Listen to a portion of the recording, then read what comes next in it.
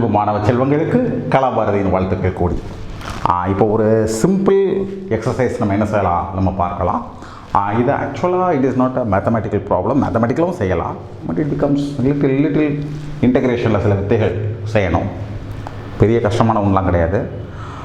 But நம்ம அதை லாஜிக்கலாக செய்ய போகிறோம். அது என்ன ப்ராப்ளம் பார்ப்போம். இந்த problem given in NCERT. Okay, for the above problem meaning இதுக்கு முந்தின வீடியோ பாருங்கள். Simple. The direction of the gravitational இன்டென்சிட்டினா ரொம்ப சிம்பிள். ஒரு கிலோ பொருள் மேலே எவ்வளவு விசை செயல்படுது, ஒரு கிலோ பொருள் மேலே எவ்வளவு விசை, is gravitational force divided by m. அதுதான் என்ன பேர், it is called as gravitational intensity at an arbitrary point p. This is point p, ஏதோ ஒரு இடம் other than center is indicated by the arrow D, E, F, G. எதுன்னு கேட்டிருக்காங்க. is D, E, F, G. okay, let us investigate. எப்படி investigate பண்ணலாம்?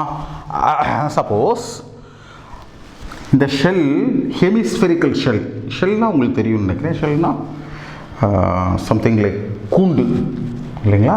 So உள்ள ஹாலோவாக இருக்கும், எம்டியாக இருக்கும். This is shell, spherical shell.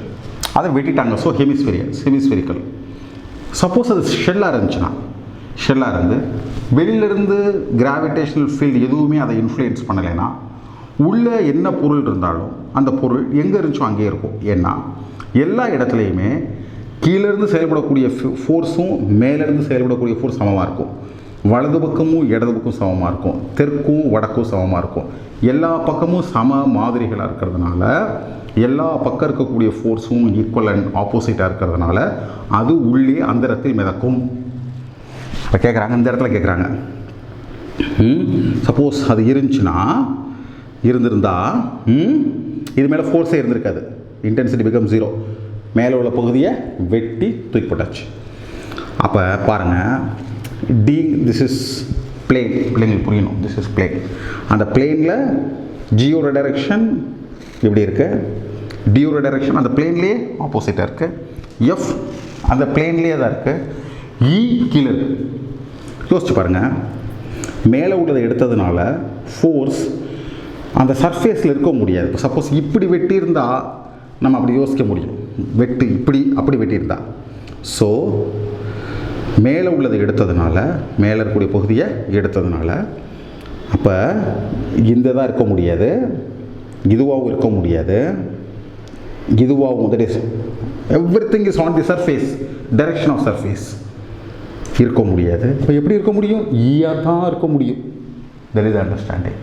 டீப்பராக புரிஞ்சுக்கணுன்னா, இந்த பொருளுக்கு மேலே இதுவும் அட்ராக்ட் பண்ணும், இது அட்ராக்ட் பண்ணும், இது அட்ராக்ட் பண்ணும், இது அட்ராக்ட் பண்ணும்.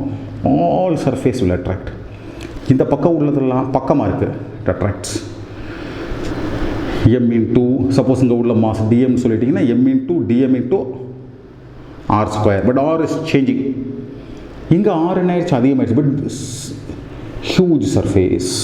இந்த பக்கம் அதிக சர்ஃபேஸ் இருக்குது, கம்மியான சர்ஃபேஸ் இருக்குது. ஸோ எஃபெக்டிவாக இந்த பக்கம் அதிக ஃபோர்ஸ் இருக்குது, கம்மியான சர்ஃபேஸ் இருக்குது. இந்த பக்கம் கம்மியான ஃபோர்ஸ் இருக்குது, அதிக சர்ஃபேஸ் இருக்குது. எல்லாம் சேர்ந்து எஃபெக்டிவாக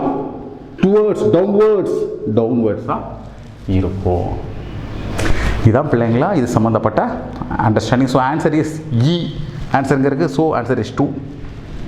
இதை நம்ம ஆராய்ச்சி பண்ணக்கூடிய மெத்தட். பிள்ளைகளுக்கு புரியும்னு நினைக்கிறேன். செக் பண்ணி பாருங்கள். புரியலைன்னா கமெண்ட் பண்ணுங்கள், சேனலுக்கு சப்ஸ்கிரைப் பண்ணுங்கள். உங்களை சுற்றி உள்ள எல்லாருக்கும், உங்கள் ஸ்கூலில் உங்கள் கூட படிக்கக்கூடிய அத்தனை பிள்ளைங்களுக்கும் தயவுசெய்து கலாபாரதி சேனலை பற்றி சொல்லுங்கள். அவங்களுக்கும் தெரியட்டும், அவங்களும் படிக்கட்டும், அவங்களும் அறிவாளிகளாகட்டும், எல்லாரும் அறிவாளிகளாகும். உங்கள் அனைவருக்கும் கலாபாரதியின் அன்பு வாழ்த்துக்கள்.